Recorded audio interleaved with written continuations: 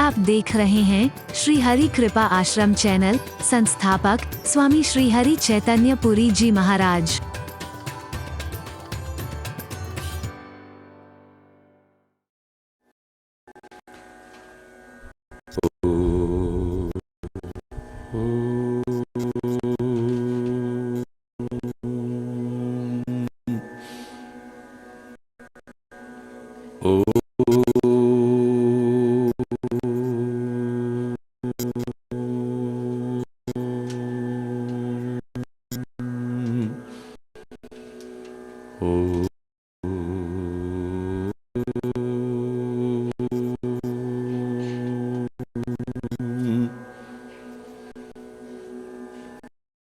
सर्वे भवन्तु सुखिनः,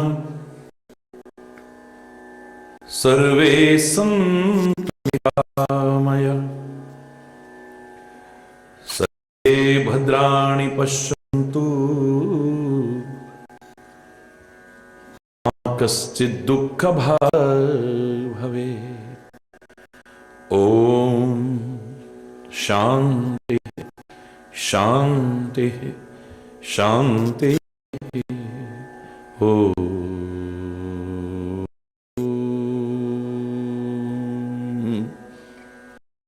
त्वमेव माता च पिता त्वमेव, त्वमेव बन्धुश्च सखा त्वमेव, त्वमेव विद्याद्रविणं त्वमेव, त्वमेव सर्वं मम देव देव। ॐ शान्ति शान्ति शान्ति। ॐ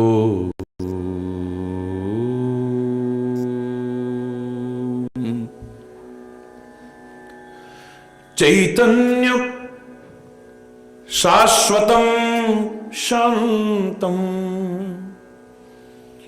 व्योमातीतं निरञ्जनं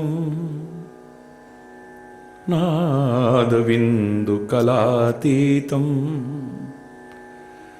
तस्मै श्री गुरवे नमः, तस्मै श्री गुरवे नमः। ॐ शान्ति शान्ति शान्ति। ॐ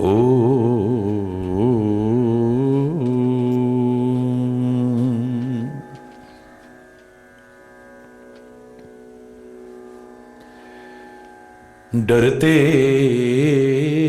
रहो, यह जिंदगी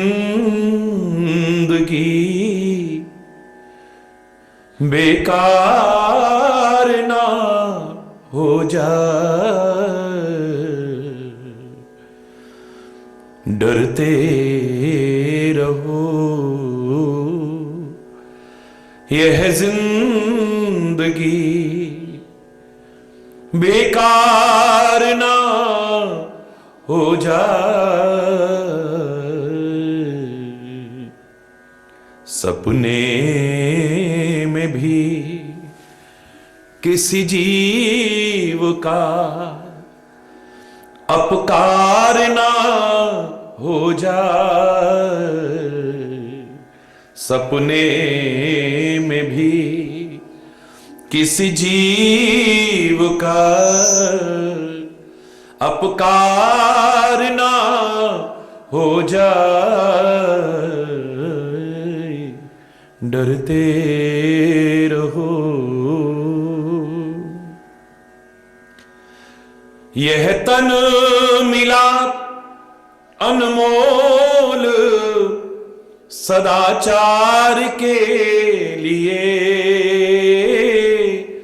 यह तन मिला अनमोल सदाचार के लिए।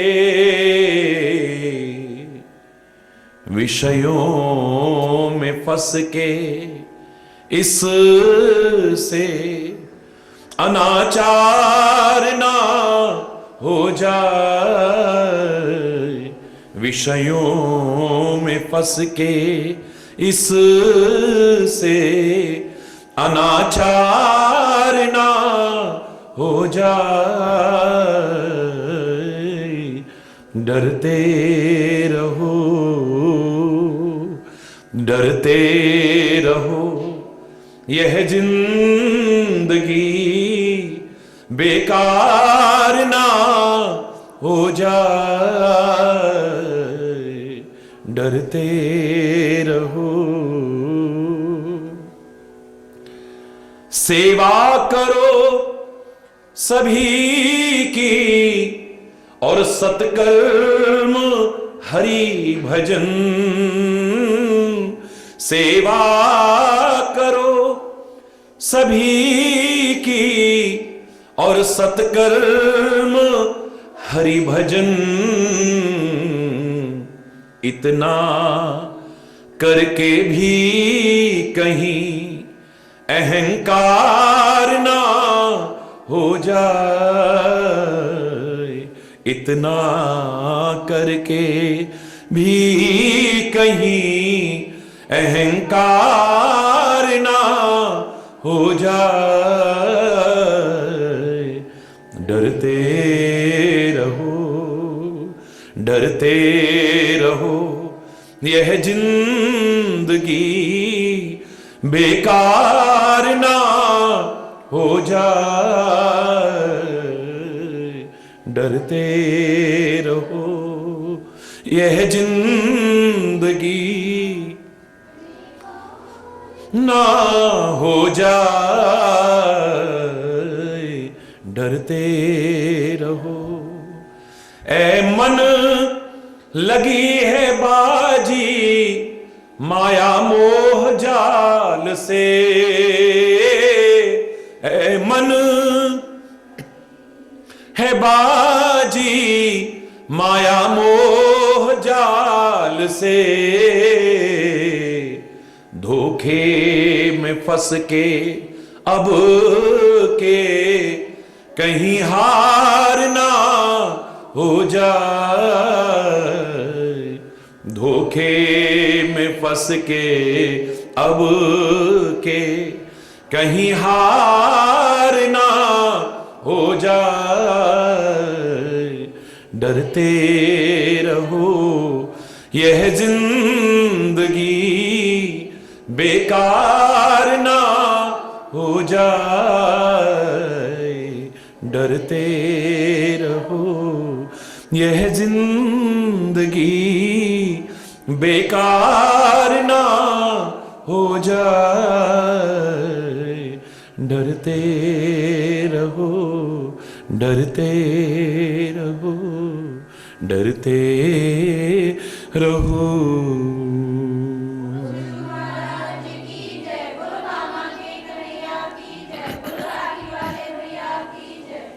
हरि बोल। जोर से बोल, और जोर से बोल।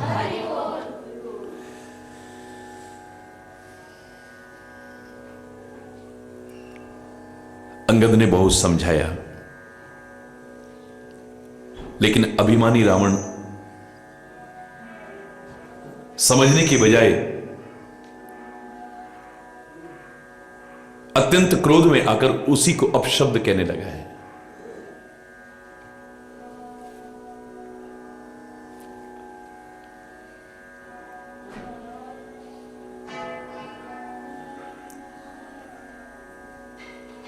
संभाल करके बोलो, कौन हो तू?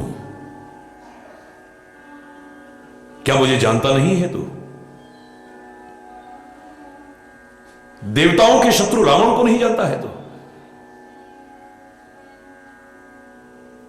तूने कहा कि मेरे पिता के साथ तुम्हारी मित्रता थी, इसलिए तुम्हारी भलाई के लिए समझाने आया हूं।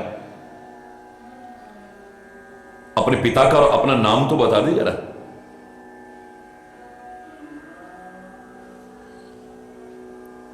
अंगद नाम बाली कर बेटा, अंगद नाम है मेरा, बाली का बेटा हूं मैं। कभी भेंट हुई बाली से? इस अभिमानी रावण को 6 महीने तक अपनी बगल में दबा के घूमता रहा था बाली। बाली के नाम से ही घबरा जाता है। हरि बोल। क्या कभी उससे भेंट हुई थी तुम्हारी बाली से? अंगद के वचन सुनकर के थोड़ा संकोच तो हुआ,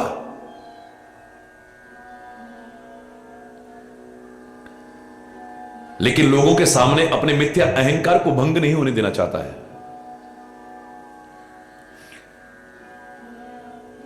हाँ, एक बाली बानर था। हाँ, ठीक ठीक ठीक ठीक ठीक, उसका बेटा है तो उस बाली का बेटा है। अरे क्यों अपने कुल को नष्ट करने के लिए पैदा हुआ है तू? क्यों तेरे को पैदा किया होगा उन्होंने? वो साधारण सी राजकुमार और वो तपस्या के तापसी के वेश में यहां जंगलों में भटक रहे सामान्य मानवों का दूत कहलाता है तू, बाली का बेटा होकर के।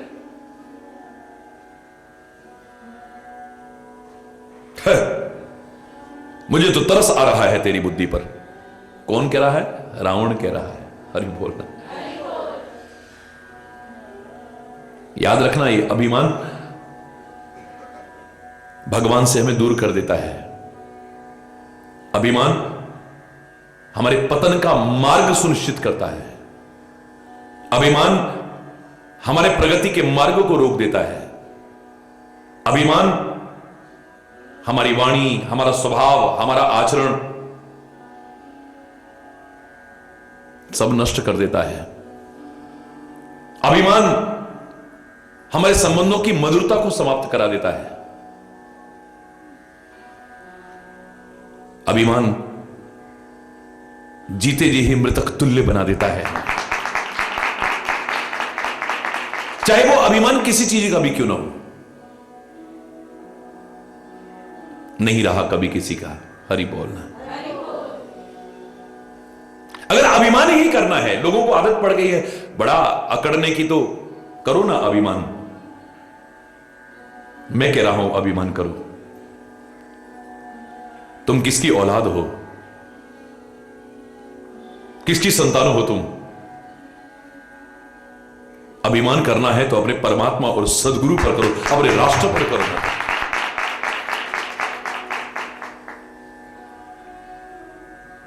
Proud to be an Indian. करो ना प्राउड, कौन मना कर रहा है? तुम परमात्मा के पुत्र हो, इतना ही अभिमान का शौक है तो करो ना, कौन मना कर रहा है? निकृष्टता जहां आ जाती है पतन कर देती है, याद रखना। अभिमान बहुत बुरी चीज है, लेकिन अगर करना ही तो श्रेष्ठ अभिमान करो ना। ये संपत्ति मेरी, ये जायदाद मेरी, ये लोग मेरे, ये धन मेरा, ये वैभव मेरा, ये मेरा, वो मेरा, ये निकृष्ट अभिमान है, एक दिन पतन करा देगा, याद रखना। लेकिन परमात्मा मेरा, सदगुरु मेरा, राष्ट्र मेरा, ये श्रेष्ठ अभिमान है, ये जीवन का उत्थान करा देगा।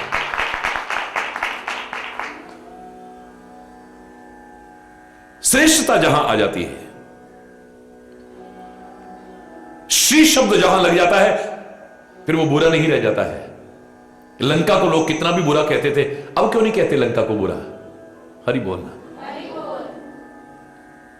क्योंकि अब उसका नाम श्रीलंका हो गया है। क्या हो गया है? और क्यों हो गई श्रीलंका? आज हम श्री राम जी के, मां जानकी के, हनुमान जी के, लक्ष्मण जी के स्वरूप विराजमान कर देते हैं तो मंदिर बन जाता है। और जहां साक्षात शांति स्वरूपा, भक्ति स्वरूपा जगत जननी जानकी इतने समय तक रही हो, अब तो वो पवित्र तीर्थ बन गया है। लोग दर्शन करने जाते हैं, उस लंका के दर्शन करने जाते हैं, हनुमान जी से संबंधित उन अवशेषों के दर्शन करने जाते हैं, मां जानकी से संबंधित उन अवशेषों के दर्शन करने जाते हैं, श्री राम से संबंधित उन अवशेषों के अभी भी दर्शन करने जाते हैं। जहां संत रहते हैं, भक्त रहते हैं, महापुरुष रहते हैं, वो तो तीर्थ बन जाता है। मद मद बुरी चीज है। मद माने नशा भी होता है, मद माने अभिमान भी होता है, बहुत बुरी चीज है। लेकिन अगर श्री शब्द जुड़ जाए, यानी श्री माने श्रेष्ठ, श्रीमद भगवत गीता, श्रीमद भागवत, श्रीमद देवी भागवत, सब में मद शब्द है, लेकिन निकृष्ट मद नहीं है, श्री यानी श्रेष्ठ मद है। कितना अच्छा लगता है। अवधवासी कहा करते थे कि हमारा अभिमान कभी खत्म ना हो। हर भक्त कहता है हमारे में कभी अभिमान ना आए जिससे कि भगवान हमसे दूर हो जाए कहीं। लेकिन अयोध्या के निवासी कहा करते थे हमारा अभिमान खत्म ना हो जाए कभी। कौन सा अभिमान? हम बड़े धनपति हैं, हमारा इतना ऊंचा पद है, हम इस जाति में पैदा हुए हैं, हमारा इतना बड़ा परिवार है, हमारे पास इतनी शक्ति है, इतना सामर्थ्य नहीं। रामायण कह रही है अस अभिमान जाई जन भोरे, सेवक हम रघुपति पति मोरे। ये अभिमान हमारा कभी नष्ट ना हो जाए कि हम सेवक हैं और श्री राम जैसे हमारे स्वामी हैं। हम किनके सेवक हैं? कोई सामान्य के नहीं है, जिसकी शरण में आकर के सब चाह आशा सब मिट जाए। सच्चे सेवक बन जाए तो हमें क्या ना मिल जाए। जहां पर जो मैं कहा करता हूं, ना किसी से गर्ज रख और ना किसी से आस तू, हो न पालनहार के दर से कभी निराश तू, क्योंकि तेरा जन्मदाता सर्वशक्तिमान है। क्या कमी सेवक को जिसका स्वामी खुद भगवान है। हरि बोल। साक्षात परमात्मा हमारे स्वामी हैं, हम उनके सेवक हैं। ये अभिमान तो हमारा कभी नष्ट ना हो। और वो अभिमान कब बना रहेगा? जब हम सेवक बने रहेंगे। और जब सेवक बने रहेंगे, मैं दावे से कह रहा हूं, अभिमान रहेगा ही नहीं। सेवक को कहां अभिमान होता है?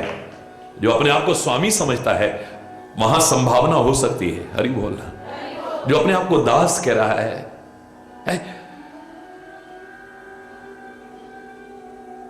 तो अभिमान कहां करेगा? जो सबके आगे सिर झुकाता है, अभिमान कहां टिकेगा? अभिमानी व्यक्ति किसी को प्रणाम भी नहीं कर सकता है ढंग से,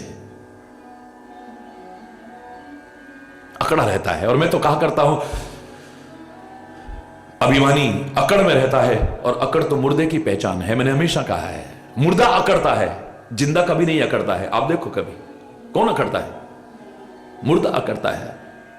और जीवित व्यक्ति में यदि अकड़ आए तो डॉक्टर को कंसल्ट करना चाहिए। मैंने उस दिन भी कहा था, डॉक्टर से कहो, डॉक्टर साहब मेरी कमर अकड़ गई है, इसकी अकड़ को दूर कर दो। डॉक्टर साहब मेरी गर्दन अकड़ गई है, इसकी अकड़ को दूर कर दो। डॉक्टर साहब मेरे घुटने अकड़ गए हैं, मेरे जोड़ जोड़ अकड़ गए हैं, जकड़ गए हैं, इसकी अकड़ को जकड़ को दूर करो, वरना सुखी नहीं रह पाएंगे। हरि बोल।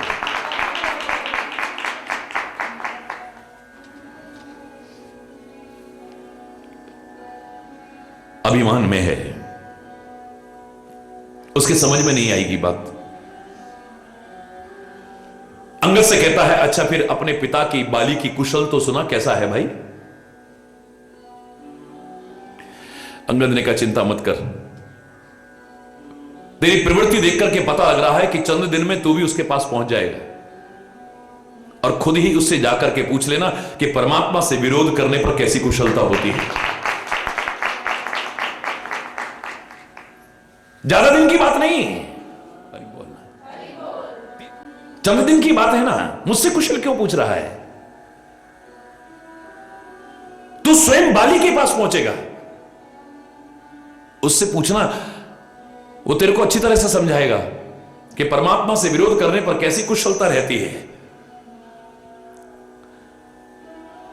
सोन सठ भेद होए मनता के, श्री रघुवीर हृदय नहीं जाके। जिसके हृदय में परमात्मा ही नहीं है, उसके मन में भेदभाव होता है, उसके मन में बदले की आग होती है, उसके मन में द्वेष रह सकता है, उसके मन में कपट रह सकता है, उसके मन में गंदगी रह सकती है। जब सूर्य का प्रकाश फैलता है तो अंधकार तो टिक ही नहीं सकता है। लाखों वर्ष से एक गुफा के अंदर अंधेरा है, लाखों वर्ष। लेकिन एक आदमी टॉर्च लेकर के अंदर घुसा, अंधेरा कहेगा लाखों साल का मेरा कब्जा है यहां, मैं नहीं हटूंगा। एक प्रकाश की किरण जाते ही अंधकार समाप्त। हरि बोल। एक प्रकाश की किरण जाते ही हम तो जबरदस्ती कहीं भी अधिकार जमाना शुरू कर देते हैं, दूसरे की संपत्ति पर भी अधिकार जमाने की कोशिश करेंगे। और अगर कहीं रहने को मिल गया तो 4 साल हो गए दुकान में रहते, हम खाली ना कर रहे। हरि बोल। 10 साल हो गए मकान में, हम खाली नहीं करेंगे। लेकिन अंधेरा अगर लाख वर्ष से भी रह रहा हो, जरा सा प्रकाश आया, अंधेरे समाप्त हो जाएगा, टिक नहीं सकता है। जैसे प्रकाश के आते ही अंधेरा नहीं टिक सकता है, ऐसे ही परमात्मा के अंतर में प्रवेश करते ही विकार नहीं टिक सकते हैं, बुराइयां नहीं टिक सकती है।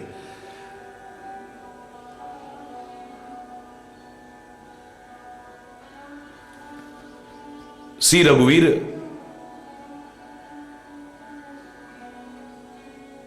प्रताप का सूर्य जब तक हृदय में उदय नहीं हुआ तभी तक कमियां हैं, बुराइयां हैं, द्वेष है, विरोध है, बदले की भावना है, भेदभाव है। तब लग बसत जीव मन माही, जब लग प्रभु प्रताप रवि नाही। जब तक परमात्मा के प्रताप का सूर्य हृदय में उदय नहीं होता है तभी तक ये चीजें टिकेगी। जिस दिन वो उदय हो गया सब बाहर हो जाएगी। अंगद कहता है अरे मूर्ख, ये भेद किसके मन में रहता है? परमात्मा जिसके हृदय में नहीं है। आदमी अपनी हरकतों से बताता है कि हृदय में क्या भरा हुआ है, अच्छाइयां भरी है या बुराइयां भरी है, कुटिलता भरी है या भक्ति भरी है, प्यार भरा है या द्वेष भरा हुआ है, विरोध भरा हुआ है, घृणा भरी हुई है, बदले की भावना भरी हुई है। क्योंकि अंदर जो भरा होगा वही फिर बाहर निकलता है। हरि बोल। जो अंतर में भरा होगा आज नहीं तो कल, कितना भी आदमी नाटक करे, समय आने पर बाहर उगलना शुरू कर देता है फिर। हरि बोल। लोग कहते हैं कि विभिन्न धर्मों में आपस में लड़ाई। मुझे तो बड़ा अफसोस होता है जब एक ही धर्म के अपने आप को मानने वाले, एक ही परमात्मा के अनुयायी मानने वाले, एक ही मार्ग पर चलने वाले जब आपस में लड़ते हैं तो हरि बोलना, जोर से बोलना। धर्म कोई अलग अलग नहीं है, धर्म तो एक ही है, जो मानवता सिखाए, जो प्रेम सिखाए, जो सद्भाव सिखाए, जो सौहार्द सिखाए, जो एकता सिखाए। और जो न सिखाए मैं धर्म भी उसे मानने को तैयार नहीं हूं। लेकिन आज धर्म के नाम पर सबसे ज्यादा लोग लड़ रहे हैं, परमात्मा के नाम पर सबसे ज्यादा लोग लड़ रहे हैं और लड़ा रहे हैं लोगों को। और अपने आप को परमात्मा के भक्त मानने वाले, धर्मात्मा अपने आप को मानने वाले जरा जरा बातों में खून खराबा करने को तैयार हो जाते हैं। मैंने तो आपसे कहा था परमात्मा से इतनी प्रार्थना करना है, परमात्मा हमारे मन में द्वेष ना आए, कपट ना आए, छल ना आए, गंदगी ना आए, विकार ना आए, बदले की भावना ना आए, बस आप आए हमारे हृदय में, तब मजा है। और ऐ परमात्मा हम पर नहीं सब पर कृपा करना। आपने जो नाड़ियों में बहाया है खून, लोग अनजाने में अबोधता के कारण इसे नालियों में ना बहाएं। हरि बोल। ये नाड़ियों में ही बहता रहे, अच्छा है, ये नालियों में ना बहे। लोग प्यार से रह सकें आपस में, मिलजुल करके रह सके आपस में, सद्भाव से रह सके लोग मिलकर के आपस में। क्योंकि भेद वहीं आएगा जहां पर परमात्मा हृदय में नहीं है। अंगद कहता है तुमने ठीक कहा, हम कुल घालक, हम कुल को नष्ट करने वाले हैं ना। तुम कुल पालक 10 शीश, तू कुल की पालना करने वाला है। उल्टा कह रहा है, तो उल्टा कह रहा है। परमात्मा की शरण में आकर के असली कुल पालक तो हम बने, और परमात्मा से विरोध करके असली कुल घालक तू बना है। तू स्वयं नष्ट नहीं होगा, अपने कुल को भी नष्ट करा ले। अपनी लंका को नष्ट करा लेगा।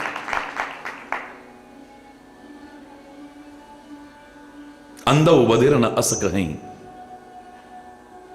नेत्रहीन और बहरे भी ये बात नहीं कहते जो तू कह रहा है। हरि बोलना। नैन कान 10-20, तेरे तो नेत्र भी 20-20 हैं और कान भी तेरे 20-20 है।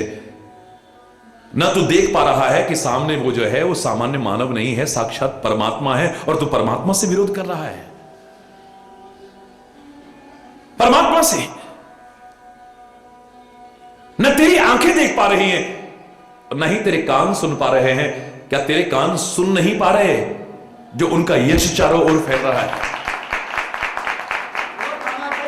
तू तो आंख और कान 20-20 आंख और कान होते हुए भी लगता है कि अंधा और बहरा बना हुआ है। शिव जिसके सेवक है, ब्रह्मा जिसके देवता मुनियों के समुदाय जिसके चरणों की सेवा चाहते हैं। मैंने कल आपसे कहा भगवान शिव तक पता लगा कि वानर और भालू सेवा करेंगे श्री राम की जंगल में, क्योंकि नारद मुनि ने श्राप दिया है। तो सारे देवता भी कहते हैं भगवान की सेवा का अवसर मिल जाए, लेकिन बंदर और भालू बनकर के भी मिल जाए तो हमारे सौभाग्य। सब देवता बंदर और भालू बन गए। ये बंदर और भालू कौन है? सारे देव हैं। भगवान की सेवा के लिए वानर और भालू भी बनने को तैयार है। और देवताओं की छोड़ो, महादेव भगवान शंकर, देवाधिदेव महादेव, उन्हें पता लगा है कि परमात्मा की सेवा का मौका आ रहा है और बंदर और भालू सेवा करेंगे। पवन पुत्र हनुमान जी के रूप में, वानर के रूप में आकर के ही सेवा करने को तैयार है। धर्म की सेवा करने का मौका मिल जाए, वतन की सेवा करने का मौका मिल जाए, गुरु की सेवा करने का मौका मिल जाए, समाज की सेवा करने का मौका मिल जाए, इससे बड़ा हमारा सौभाग्य क्या है? समझदार कभी भी उस सेवा के मौके को अपने हाथ से नहीं जाने देता है। कभी भी सेवा के मौके को अपने हाथ से नहीं जाने देता है। यह मौका पता नहीं फिर मिलेगा कि नहीं मिलेगा। ऐसा समय फिर आए ना आए, हे नाथ अब तो ऐसी कृपा हो, ये जीवन निरर्थक जाने न पाए। पता नहीं ये सेवा का मौका फिर मिले न मिले। आए हुए सेवा के मौके को अपने हाथ से नहीं जाने देना है। तासु दूत हम कुल बोरा, उसके दूत बन करके हमने अपने कुल को डुबोया है। अरे रावण तो क्या बोल रहा है? ऐसे मति उर बिहर न तोरा, तेरी इतनी ही मति खराब है तो तेरा हृदय फट क्यों नहीं जाता है? अंगद की बड़ी कठोर वाणी सुनी, आंखें तरेर करके फिर दशानन कह रहा है, मैं तेरी सब बातें सहन कर रहा हूं।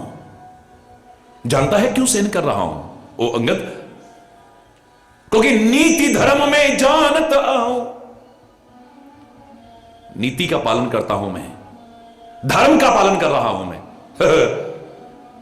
अंगद कहने लगा वो तो हमें अच्छी तरह पता है, तेरी धर्मशीलता का हमें बहुत अच्छी तरह पता है, कितना धर्म का पालन करता है। अरे परिस्त्री का हरण करके अपनी लंका में लाया हुआ है, तू कितना धर्मात्मा है, किसी से छुपा हुआ नहीं, सारी दुनिया जानती है।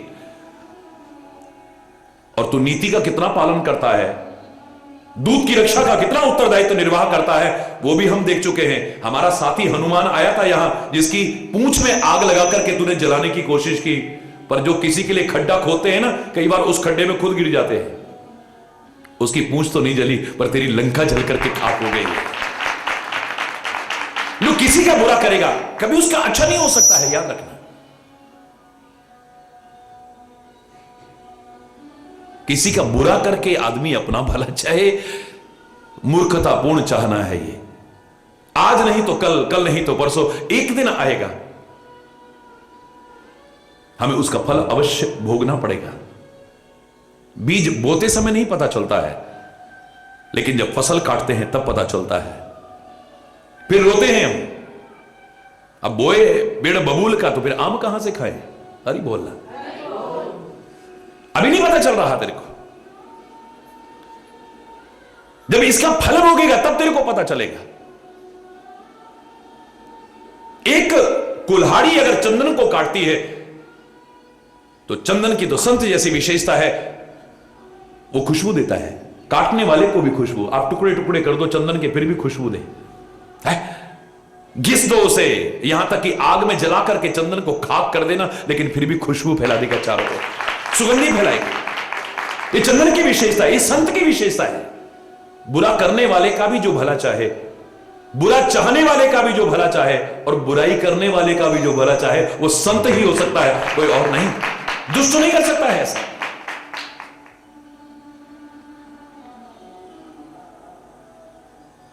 लेकिन कुल्हाड़ी को अपने किए का फल अवश्य मिलता है एक दिन। किसी ने कहा कि कर्मों का फल मिलता है, कुल्हाड़ी ने तो काट के टुकड़े टुकड़े किए चंदन के, उसे तो खुशबू मिली, कहां मिली उसे, कहां मिली उसे, उसका फल कहां मिला उसे। मैंने कहा कुल्हाड़ी कब तक काटेगी, कब तक चंदन की खुशबू मिलेगी? बोले जब जब काटेगी। कब तक काटेगी? हमेशा। बोले नहीं, फिर तेरे को नॉलेज नहीं है पूरी। कुल्हाड़ी कब तक काट सकती है? काटते काटते उसका नुकीलापन खत्म हो जाता है। हरि बोलना। कुल्हाड़ी का काटते काटते नुकीलापन खत्म हो जाता है, और जब उसका नुकीलापन खत्म हो जाता है तब उस पर चंदन का लेप नहीं होगा, लोहार की भट्टी में डाल करके जलाया जाएगा उसे, तपाया जाएगा उसे, और इतने पर सब्र नहीं आएगा, निकाल करके घन और हथौड़े की चोटें मारी जाएंगी उस पर। कौन कहता है कर्मों का फल नहीं मिलता है? हरि बोलना, जोर से बोल रहा है। तूने हनुमान की पूंछ को जलाने की कोशिश की, तू कितना रक्षक है, नीति का पालन कर, हमें सब पता है, तू तो उसे जान से ही मार देता। वो तो भला हो तेरे भाई विभीषण का, जो समय पर आ गया, उसने कहा नीति विरोध न मारिए दूता, ये नीति के विरोध हो जाएगा, इसको मत मारिए आप, नीतियों के विरुद्ध। तू कह रहा है मैं नीति का पालन कर रहा हूं, तो क्या किया जाए? तो सबने कहा अंग भंग कर पठे बंदर, इसके अंग भंग करके भेजा जाए इसे। कौन सा अंग इसका खंडित किया जाए? तब सबने मिलकर के एक ही स्वर में कहा कपि के ममता पूंछ पर सब ही कयो समुझाए, तेल बोर पट बांध पुनी पावक दे लगाए। बंदर की सबसे ज्यादा ममता अपनी पूंछ पर होती है। बोले तेल और कपड़े लगा करके उसमें आग लगा दो बस। तब ये मूर्ख अपने स्वामी को लेकर के आएगा, तब देखेंगे। हरि बोल, जोर से बोला ना। ये बंदर की ममता सारी यहां पर है। नारद जी ने कहा था आपके सिर पे तो कोई है ही नहीं, तुम्हारे मन में जो आता है कर लेते हो, है परमात्मा। अब हमसे मुकाबला पड़ा है, अब बताएंगे तुम्हें, अपने किए का फल भोगोगे। तुमने हमें नारी के विरह में दुखी किया है, तुम भी नारी के विरह में दुखी होगे। जाओ मैं श्राप देता हूं। तुम राजकुमार बनकर के आए हो, चाहे तुम निर्गुण हो, अव्यक्त हो, अगोचर हो, अकथनीय हो, ब्रह्म हो तुम, लेकिन मनुष्य बनकर के आए हो, राजकुमार बन के आए हो, मेरे काम में बाधा डाली। नारद जी कहते हैं जाओ तुम्हें राजकुमार ही बनना पड़ेगा, मानव रूप धारण करना पड़ेगा। और मेरी बंदर जैसी शक्ल बनाई ना तुमने। सोचा होगा बंदर की शक्ल तो बेकार होती है। जब तुम अपनी नारी के विरह में जंगलों में भटक रहे होगे ना, उस समय तुम्हारी सहायता करने कोई और नहीं आएगा, बंदर और भालू ही तुम्हारी सहायता करने आएगा। अब जब ऐसा हो रहा है तो नारद जी को पश्चाताप हो रहा है। उस समय कह तो गए, लेकिन अब पश्चाताप हो रहा है। मेरे शाप को अंगीकार करके परमात्मा जंगलों में भटक रहे हैं, और आज लंका में युद्ध की स्थिति आ चुकी है, और किस हालत तक पहुंच चुके हैं। नारद जी पहुंच गए लंका की युद्ध भूमि में, जाकर के चरणों में प्रणाम किया है। ऐ मेरे परमात्मा, मैं अपराध की क्षमा याचना करता हूं, मैंने आपको शाप दिया, उसको अंगीकार करके आज आप इतने कष्ट भोग रहे हो। बोले मेरे भक्त तो मेरे साथ है ना, मेरे प्रेमी तो मेरे साथ है ना। बोले कौन भक्त, कौन प्रेमी? बोले ये वानर है ना मेरे, ये है ना मेरे साथ में, मेरे भक्त मेरे साथ हैं। जैसे भक्तों को लगता है हमारे परमात्मा हमारे साथ हैं, शिष्यों को लगता है हमारे सद्गुरु हमारे साथ हैं, तो फिर घबराने की क्या बात है। बोले ऐसे ही मुझ परमात्मा को भी जब लगता है कि मेरे भक्त मेरे साथ हैं तो मुझे भी फिर किसी प्रकार की कोई परेशानी नहीं, मैं आनंद मग्न हूं। नारद कहते हैं और सब बात बर्दाश्त है प्रभु, लेकिन इन बंदरों को आप अपना भक्त मत कहिए, प्रेमी मत कहिए। क्यों, क्या हो गया? बोले प्रभु तरु तर कपिडार पर। हरि बोलना। बोले अपनी आंख से देख रहा हूं, ये भक्त हैं आपके, ये प्रेमी हैं, ये तो बड़े धृष्ट हैं, ये तो असभ्य हैं। क्यों भाई? बोले आप वृक्ष के नीचे बैठे हो और ये बंदर, बोलो ना, पेड़ के ऊपर बैठे, पैर लटका के बैठे हुए हैं। अरे और इतने पर ही नहीं, अपनी पूंछ आपके सिर पर ऐसे कर रहे हैं। इनमें तो सभ्यता ही नहीं है, इनको कोई ज्ञान ही नहीं है। ये प्रेमी और भक्त हैं आपके, ये तो बड़े धृष्ट और असभ्य हैं। अगर ये आपके भक्त और प्रेमी हैं तो इतनी असभ्यता क्यों कर रहे हैं कि आपकी खोपड़ी पर बैठे हुए हैं और अपनी पूंछ आपके ऊपर ऐसे हिला रहे हैं। भगवान कहते हैं मैं हूं भगतन को दास, भगत मेरे मुकुट मणि। जैसे सिर पर मुकुट होता है ना, ऐसे भक्तों को मैं अपने शिरोधारी करता हूं। ये कोई बड़ी बात नहीं है। और तुम जो कह रहे हो ये पूंछ हिला रहे हैं, तुम जानते हो पूंछ काय की प्रतीक है? पूंछ ममता की प्रतीक है। काय की? तुमने अपनी ममता पता नहीं कहां कहां उड़ेल रखी है, दुनिया पर, पदार्थों पर, संपत्ति पर अपनी ममता को पता नहीं कहां कहां उड़ेल रखा है। लेकिन इन्होंने तो सारी ममता मेरे ऊपर डाल दी है। ये पूंछ नहीं डाल रहे, ये सारी ममता मेरे ऊपर उड़ेल रहे हैं। इनके जैसा मेरा प्रेमी और कौन हो सकता है? इनके जैसा मेरा भक्त कौन हो सकता है? हरि बोल।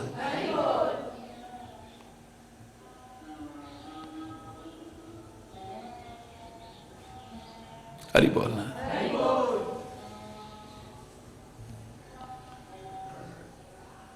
तो तेरी मति भ्रष्ट हो गई। अरे हमने तो कुल की पालना की है, तू अपना कुल नष्ट कर बैठेगा। देवता भी तरसते हैं जिसकी सेवा करने के लिए, ब्रह्मा भी तरसते हैं जिसकी सेवा करने के लिए, भगवान शिव भी तरसते हैं जिसकी सेवा करने के लिए। उनके दूत होकर के हमने कुल को नष्ट किया है। क्या बुद्धि है तेरी? बड़े क्रोध में कहता है मैं नीति धर्म का पालन कर रहा हूं। बोले नीति धर्म हमें पता है कितनी जानता है। तो धर्म का पालन तो यह है कि दूसरे की स्त्री का हरण करके अपने हला के बैठा हुआ है। हरि बोलना। और नीति कितनी है वो हनुमान की बारी में हमने देख लिया है।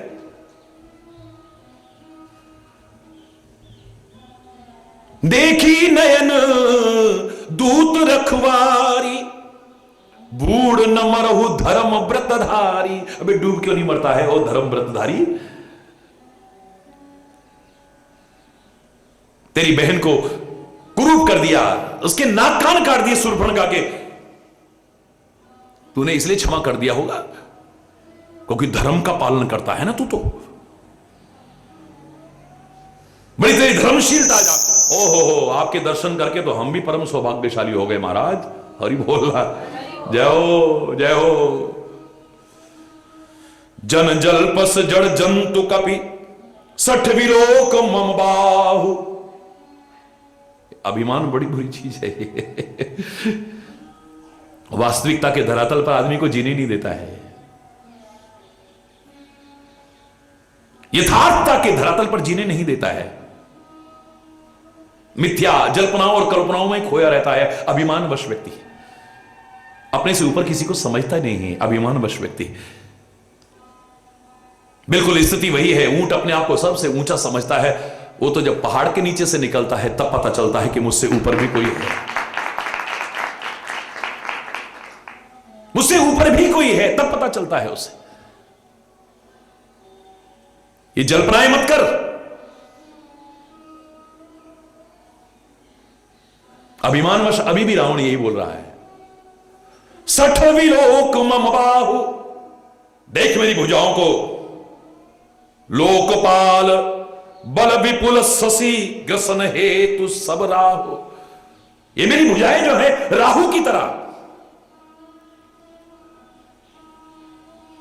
लोकपालों रूपी चंद्रमा को ग्रसने के लिए तैयार है। हरि बोलना। पुनि नभ सर मम कर निकर, कमलन पर करिबास।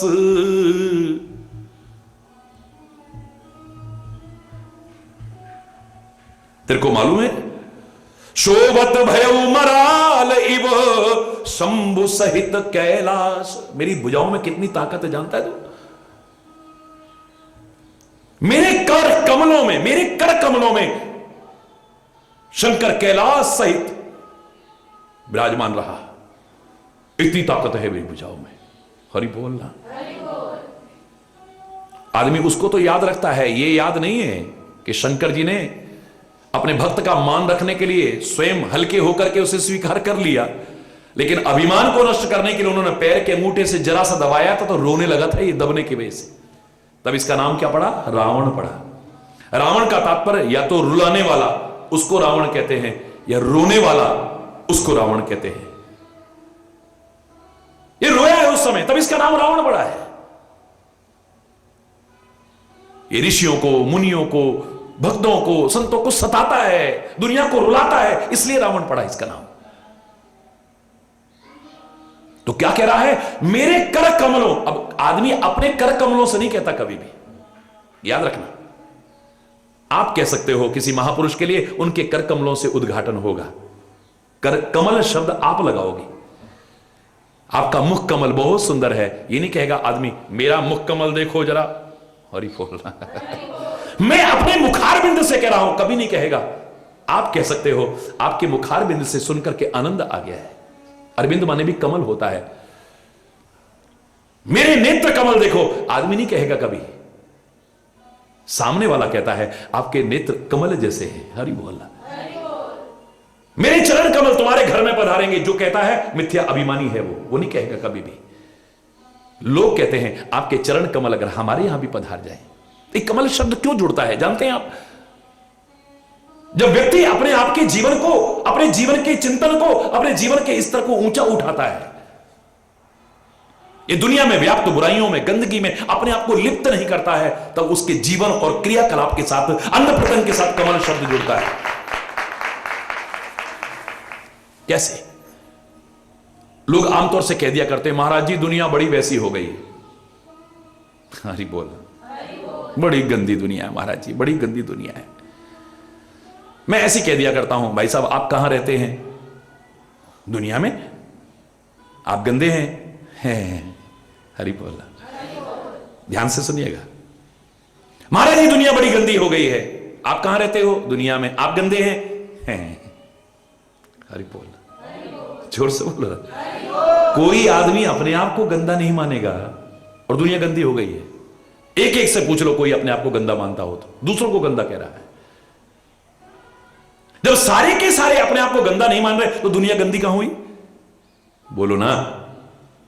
लेकिन मैं मान लेता हूं तुम्हारी बात, दुनिया गंदी हो गई है, कीचड़ दलदल है, चलो ठीक है, पर वो दुनिया को कीचड़ और दलदल और गंदी कहने वाले तेरी विशेषता किसमें है? कम से कम तू तो उस कीचड़ और गंदगी में लिप्त मत हो। कमल की भांति तू तो अपने आप को ऊपर उठा के रख। उस कीचड़ और कमल में तू तो कमल, कीचड़ और दलदल में तू तो कम से कम कमल की तरह अपने आप को ऊपर उठा के निर्लिप्त भाव से, तू तो गंदगी में लिप्त मत हो। तू देख जिन चीजों की बुराई कर रहा है, दुनिया में ऐसा, वो कमियां तेरे अंदर तो नहीं है, वो बुराइयां तेरे अंदर तो नहीं है, वो दोष तेरे अंदर तो नहीं है। फिर तेरे को कोई अधिकार नहीं अगर बुराइयां तेरे अंदर है कि दुनिया बड़ी गंदी है। दुनिया जब खुद गंदा है तो दुनिया को गंदा कहने का अधिकार किसने दिया तेरे को? शीशे के महलों पर पत्थर वही मारते हैं जिनके अपने महल शीशे के नहीं होते हैं। जिनके अपने महल शीशों के होते हैं वो कभी दूसरों के महल पे पत्थर नहीं मारते। अगर उलट के वहां से एक पत्थर आ गया तो क्या होगा? अपना महल भी चकनाचूर हो जाएगा। खुद गंदियों में भरे हैं, बुराइयों में भरे हैं, दोषों में भरे हैं, गंदी आदतों में भरे हुए हैं और दूसरों को गंदा कह रहे हैं। हरि बोलना, जोर से बोलना।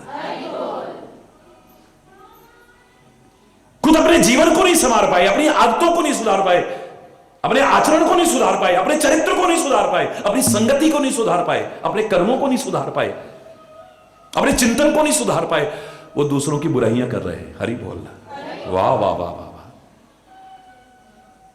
प्रकृति ने एक व्यवस्था दी है मेरे प्यारे बच्चों, मेरे प्यारे भाइयों, मेरी प्यारी बहनों। प्रकृति ने एक व्यवस्था दी है, जब भी किसी की बुराई की तरफ एक उंगली उठाते हो ना तुम, तो 3 उंगली और 1 अंगूठा अपनी तरफ आता है। वो ऐसा ऐसे तो करते हो। जब किसी की तरफ उंगली उठाते हो तो 3 उंगली और 1 अंगूठा और चिपक जाता है साथ में। ये अपनी तरफ आ रहा है, कह रहा है कि दोष देखने हैं तो अपने देख और सुधार उन्हें, जिंदगी समझ जाएगी तेरी।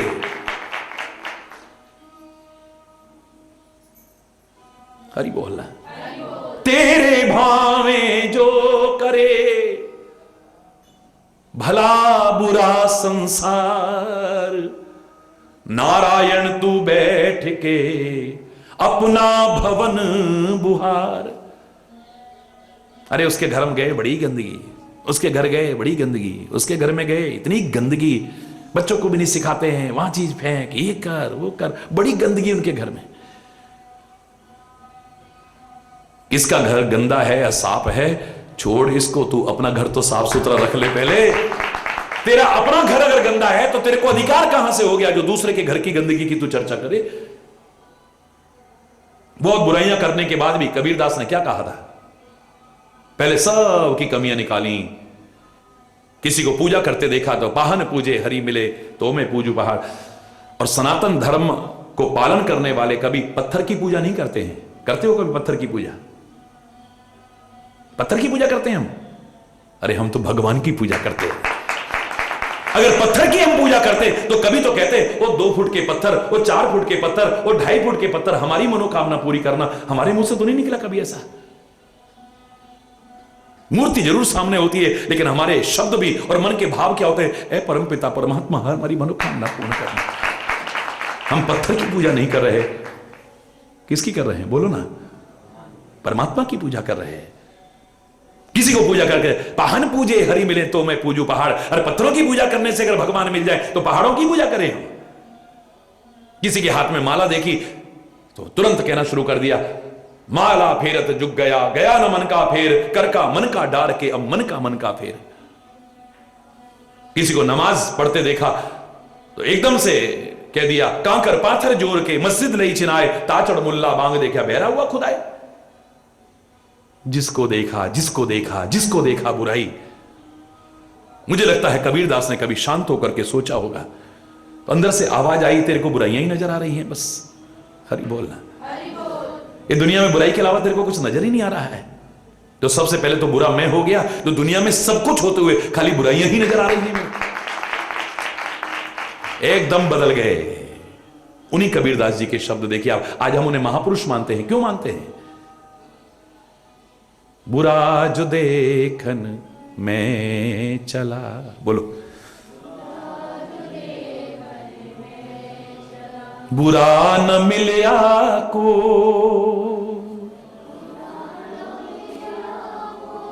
जो दिल खोजा आपना, जो दिल खोजा आपना, मुझसे बुरा न को, मुझसे बुरा न को।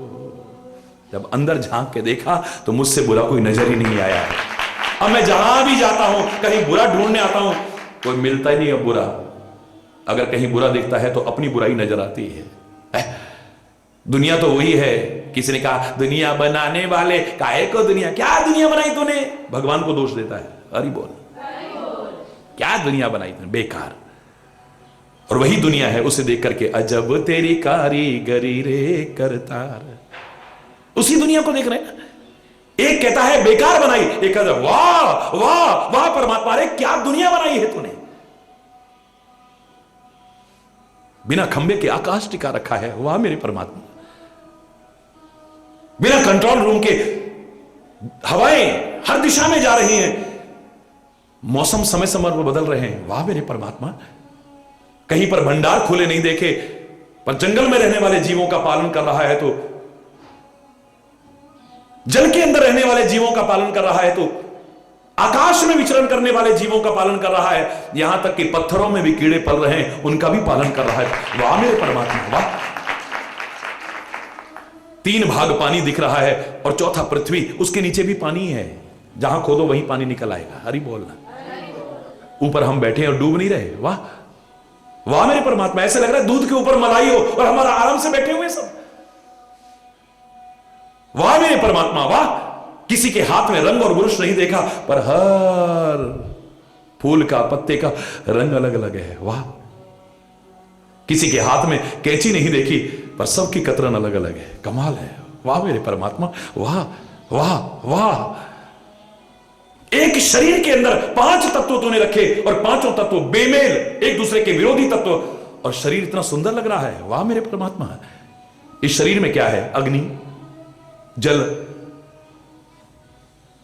एक दूसरे के दुश्मन। हरि बोलना। जल, वायु, अग्नि, एक दूसरे के दुश्मन। हरि बोलना, जोर से बोलना। आकाश और पृथ्वी, 5 ही तत्व तो हैं शरीर में, बेमेल है एकदम से। हमें लगता है कि आकाश और पृथ्वी का महामिलाप हो रहा है, लेकिन हम वहां जाते हैं तो आगे नजर आता है, वहां जाते कहीं ये आकाश और पृथ्वी दिखते हैं मिलते हुए, लेकिन कहीं नहीं मिल रहे हैं आपस में। ऐसे बेमेल और विरोधी तत्वों को मिलाकर के तूने क्या मसाला बनाया, ऐसा शरीर बनाया कि दुनिया इसके पीछे मर मिटी है। मर मिटी इसके पीछे। इतना आकर्षक, कितना मनमोहक। जब तू निकल जाता है तो सड़न होने लगती है, दुर्गंध आने लगती है, इतनी सी राख की ढेरी बन जाता है ये शरीर। है क्या इसमें? कहां जाती है वो सुंदरता, कहां जाती है मनमोहकता, कहां जाता है वो आकर्षण? सब खत्म, 1 सेकंड में खत्म। जिसको देखे बिना नहीं रहते थे, अब देखने को मन नहीं करता है। रात दिन जिससे चिपके रहते थे, अब 2-4 दिन घर में रख ले तो भूत भूत समझ करके डरने लग जाएंगे उसी को। हरि बोलना। जिसको कभी अपनी नजरों से ओझल करने को मन नहीं करता था, अब जल्दी ले चलो, जल्दी ले चलो, जल्दी ले चलो, जल्दी ले चलो। क्या आ गया अब इसमें? जिसके जरा से कष्ट पर हम रो पड़ते थे, बिलख पड़ते थे, जान निकल जाती थी हमारी, जरा सी चिंगारी भी लग जाए किसी को, आज अपने हाथों से उसे जला के खाक कर देते हैं हम। क्या आ गया इसमें? अरे छोड़ तेरे चमत्कारों की और बातें, कितने अरब तो मानव हैं, वो भी एक लोक में, ऐसे अनंत लोक हैं। कितने जीव हैं और किसी के उंगलियों के निशान आपस में नहीं मिलते। इतनी सी उंगली में कितने निशान समाये होंगे, इतने लोगों के, अरबों करोड़ों लोगों के। वाह मेरे परमात्मा, वाह मेरे परमात्मा, वाह मेरे। एक कहता है ये भी क्या दुनिया बनाई, एक कहता है वाह क्या दुनिया बनाई। हरि बोलना, जोर से बोलना।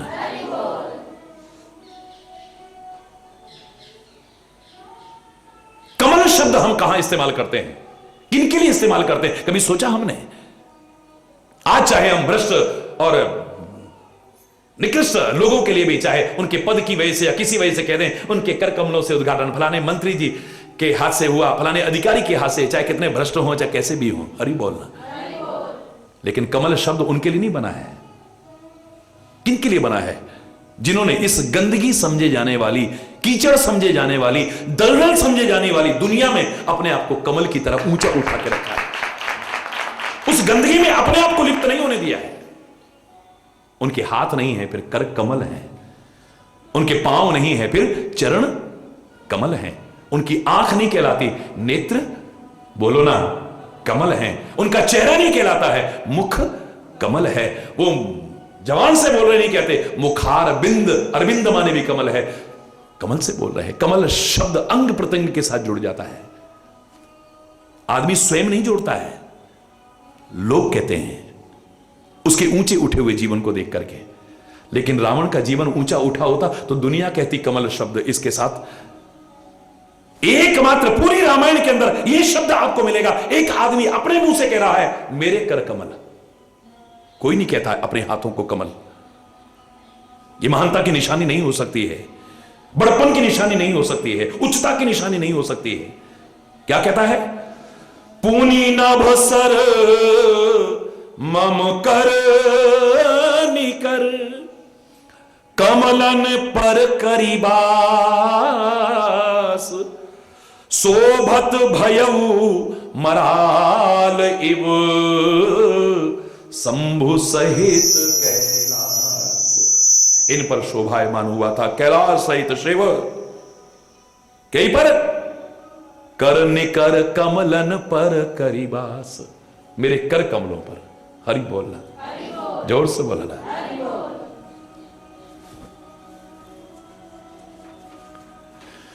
हम अपने जीवन को उच्चता की ओर उठाने की कोशिश करें, पवित्रता की ओर उठाने की कोशिश करें।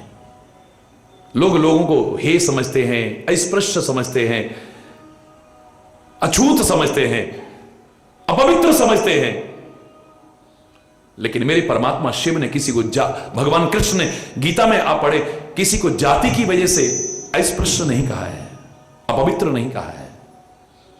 परमात्मा श्री कृष्ण ने सब सामाजिक व्यवस्था में जो कमियां आ गई थी एक शब्द में दूर कर दिया है। कोई अहंकार ना करे, मैं इस कुल में पैदा हुआ हूं, अगर आचरण खराब है तेरे उस कुल में पैदा होने का भी कोई लाभ नहीं है। अंगद कह रहा है, उपजे यद्यपि पुलस्त कुल पावन अमल अनूप, उत्तम कुल पुलस्त कर नाती। ये किसका नाती है? पुलस्त ऋषि का नाती है। ये विश्वा मुनि का बेटा है। ये रावण उच्च पवित्र कुल में पैदा हुआ है, लेकिन कर्म आचरण और प्रवृत्तियां खराब हैं, नहीं बन पाया आदर्श, नहीं बन पाया महान। मिथ्या अहंकार में मत भूलो, हम इस जाति में पैदा हुए, इस जाति में पैदा हुए, और किसी को हे मत समझो ये नीची जाति में पैदा हुआ है। अछूत मत समझो, अपवित्र मत समझो। भगवान कृष्ण कहते हैं, श्रीमद् भगवद गीता में कहते हैं, जन्मना जायते शूद्र, जन्म से सब शूद्र हैं। तुम समझ लो ये ब्राह्मण है, ये क्षत्रिय है, ये वैश्य है, ये शूद्र है, ये तुम्हारी व्यवस्था है। और जिस समय ये व्यवस्था बनाई गई थी, मान लो सामाजिक व्यवस्था बनाने के लिए, उस समय जाति के आधार पर ये नहीं बनाई गई थी, कर्म के आधार पर बनाई गई थी। क्षमा चाहते हुए कहूंगा कि जो वेद पढ़ते थे और पढ़ाते थे, जो यज्ञ करते थे और बोलो ना कराते थे, दान लेते थे और दान, उनको कहते थे ब्राह्मण। बोलो ना, ब्राह्मण कहते थे। जो समाज की रक्षा का उत्तरदायित्व निर्वाह करते थे उनको कहते थे क्षत्रिय। जो लेन देन व्यावसायिक करते थे उनको कहते थे वैश्य। और जो समाज की सेवा का दायित्व निर्वाह करते थे उनको कहते थे शूद्र। और सेवा काम कभी छोटा नहीं हो सकता है, इसलिए कभी भी हे दृष्टि से मेरे शास्त्रों ने नहीं देखा है किसी। बोलो, हमारे पुराणों ने कहा कि भगवान के मुख से उत्पन्न हुआ, बोलो कौन? ब्राह्मण। कौन पैदा हुआ? ब्राह्मण। कौन पैदा हुआ? भुजाओं से, बोलो क्षत्रिय। उधर से भगवान के कौन पैदा हुआ? वैश्य। पेट पालना का धंधा करता है, नहीं, हरि बोल। और चरणों से कौन पैदा हुआ? इसलिए उसे नीच मत समझो कभी भी। मेरे धर्म ने, मेरी संस्कृति ने, भारतीय संस्कृति ने कभी भी किसी को छोटा नहीं समझा है। अगर भगवान है तो सब भगवान के शरीर से ही ना, कहां से पैदा हुए? बोलो ना। और सबसे ज्यादा महत्व किसका है? चरणों का। याद रखना, सम्मान किसी का भी देना होता है तो कोई सिर नहीं छूता है, मुंह नहीं छूता है, हाथ नहीं छूता है, पेट नहीं छूता, चरण छूता है। और जिन चरणों से गंगा जी निकली हो, अटपटा सा तो लगेगा, लेकिन हरि चैतन्य कहे बिना नहीं रहेगा। जिन चरणों से गंगा जी निकली हो, जो स्वयं पवित्र है और दुनिया को पवित्र कर रही हो, उन चरणों से निकला शूद्र अपवित्र कैसे हो सकता है? बोलिए, विचार करके देखिए। भगवान के चरणों से जो पैदा हुआ हो, भगवान कृष्ण सब हमारे शंकाओं को दूर कर देते हैं। सीधे सीधे कहते हैं, कोई हीन न समझे, कोई अभिमान न करे। जन्मना जायते शूद्र, जन्म से सब शूद्र हैं। तुम अपने आप को ब्राह्मण समझ रहे हो, क्षत्रिय समझ रहे हो, वैश्य समझ रहे हो, शूद्र समझ रहे हो, जो भी समझ रहे हो, लेकिन जन्म से तुम सब शूद्र हो। क्यों? तुम्हारे पैदा होते ही अपवित्रता आ गई तुम्हारे घर में। जो शुद्धता और अशुद्धता का विचार करते हैं, तुम्हारे घर का कई दिन तक पानी तक पीने को तैयार नहीं होते हैं। शूद्र शब्द से ही सूत का, शूद्र का अपभ्रंश है। सूत शब्द से ही सूतक बना है। हरि बोलना, अपवित्रता का द्योतक है। तुम्हारे घर में सूतक आ गया, नातक आ गया। हरि बोलना, तुम्हारे पैदा होते ही तुम्हारे घर में अपवित्रता आ गई। कितने भी उच्च पवित्र कुल में पैदा हुए तुम, और तुम्हारी मृत्यु हुई तब भी बोलो ना, अपवित्रता आ गई। इतने दिन तक तुम्हारे घर का कोई पानी पीने को तैयार नहीं होता है। अरे ओ इंसान, कोई हीन भावना ला रहा है, कोई अभिमान कर रहा है। सोचो, तेरे पैदा होते ही अपवित्रता आ जाती है, तेरे मरते ही अपवित्रता आ जाती है। बीच का समय है, अपने आप को भी पवित्र कर और औरों को भी पवित्र करने की कोशिश कर, तब जिंदगी का मजा है। जन्म से तो सब शुद्र है, यानी अपवित्रता आ जाती है पैदा होते ही सबके। जीवन में पवित्रता लाएं, उच्चता लाएं, दिव्यता लाएं। हमें नहीं जोड़ना पड़ेगा कमल शब्द, दुनिया हमारे साथ कमल शब्द जोड़ेगी। हमारे कर कमल कहेगी, हमारे चरण कमल कहेगी, हमारा मुख कमल कहेगी, हमारे नेत्र कमल कहेगी, हमारा मुखारबिंद कहेगी। रावण की तरह अपने मुंह से नहीं कहना पड़ेगा, मेरे कर कमलों पर वास किया शंकर ने कैलाश सहित। हरि बोल। शेष कल आज यहीं पर अगर कोई गलत शब्द निकला हो, उसके लिए क्षमा चाहता हुआ अपनी वाणी को विराम दूंगा। एक बार जोर से बोलेंगे, धर्म की, अधर्म का, प्राणियों में, विश्व का, गौ माता की, भारत माता की, गंगा माता की, संत समाज की, भारत की देवियों की, भक्त समाज की।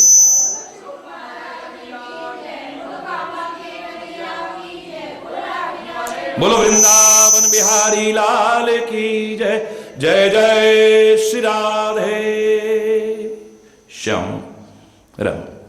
हरि बोल, हरि बोल।